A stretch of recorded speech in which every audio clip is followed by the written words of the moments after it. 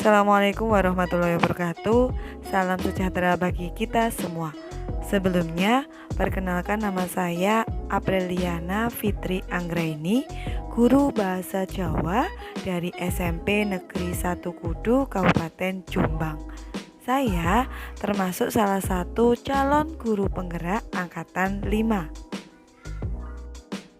Di sini saya akan mencoba menjawab pertanyaan dari tugas 1.1.A6 terkait demonstrasi kontekstual tentang pemikiran KHD. Lalu, siapakah KHD itu?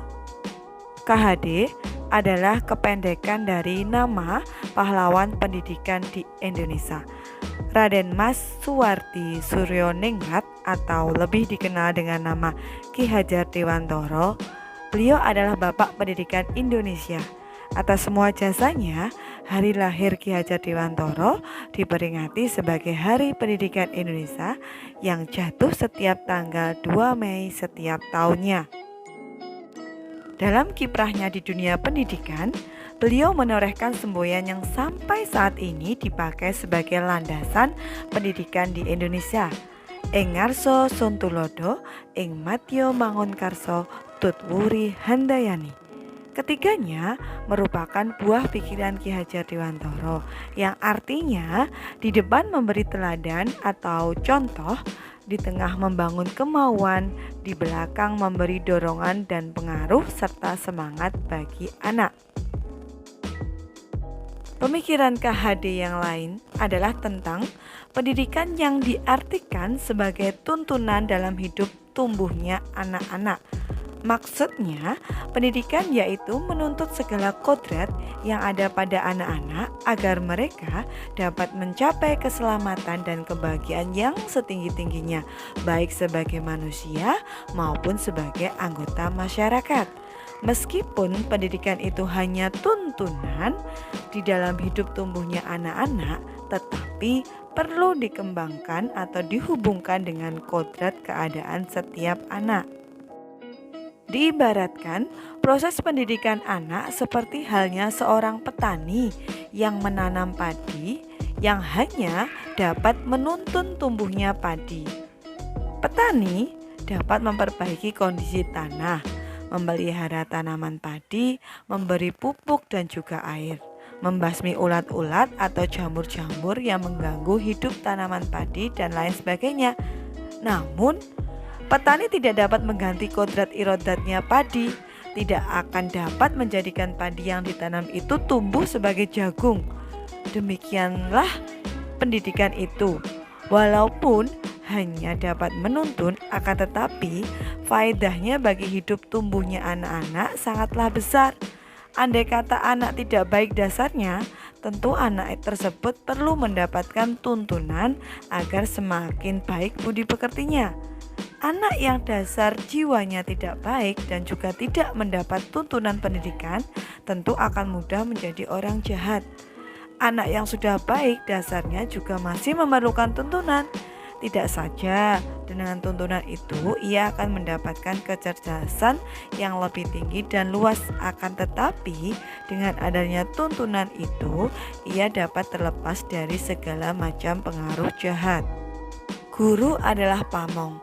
Kata pamong adalah kata yang bisa digunakan untuk pendidik yang sesuai dengan keadaan saat ini. Sebagai seorang pamong, harus dapat memberikan tuntunan agar anak dapat menemukan kemerdekaannya dalam belajar. Anak juga secara sadar memahami bahwa kemerdekaan dirinya juga mempengaruhi kemerdekaan orang lain. Oleh sebab itu, tuntunan seorang guru mampu mengelola dirinya untuk hidup bersama dengan orang lain. Sehingga dalam proses pembelajaran, guru harus mengingat bahwa pendidikan anak sejatinya menuntut anak mencapai kekuatan kodratnya sesuai dengan kodrat alam dan zaman. Bila melihat dari kodrat zaman, pendidikan saat ini menekankan pada kemampuan anak untuk memiliki keterampilan abad 21. Sedangkan dalam memaknai kodrat alam, maka konteks lokal sosial budaya murid di Indonesia Barat tentu memiliki karakteristik yang berbeda dengan murid di Indonesia Tengah maupun di Indonesia Timur. Nah, pendidik juga harus paham betul jika kodrat anak adalah bermain, sehingga pembelajaran bisa diintegrasikan dengan bermain sambil belajar atau belajar sambil bermain. Keluarga menjadi tempat yang utama dan paling baik untuk melatih pendidikan sosial dan karakter bagi seorang anak. Keluarga merupakan tempat bersemainya pendidikan yang sempurna bagi anak untuk melatih kecerdasan budi pekerti atau pembentukan watak individual. Oleh sebab itu, peran orang tua sebagai guru, penuntun, dan pemberi teladan menjadi sangat penting dalam pertumbuhan karakter yang baik bagi anak.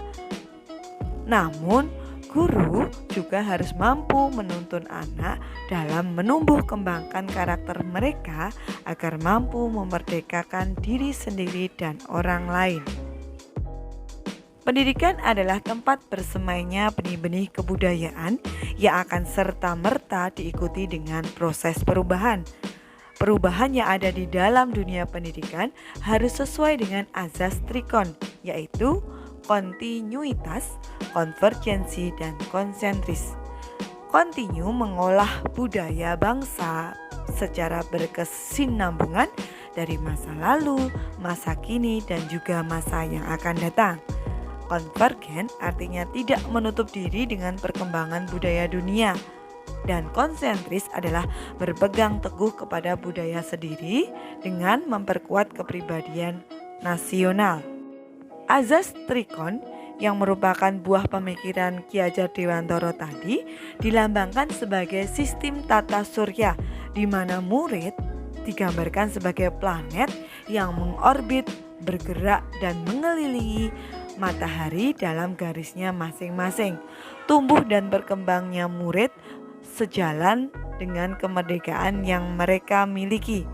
Guru hanya sebagai penuntun, pemberi motivasi, teladan agar murid menjadi manusia yang lebih baik, manusia yang merdeka, yang mengedepankan nilai-nilai luhur manusia. Demikian tadi yang dapat saya sampaikan terkait pemikiran Ki Hajar Dewantara. Terima kasih kami sampaikan dan sampai jumpa di lain kesempatan. Wassalamualaikum warahmatullahi wabarakatuh.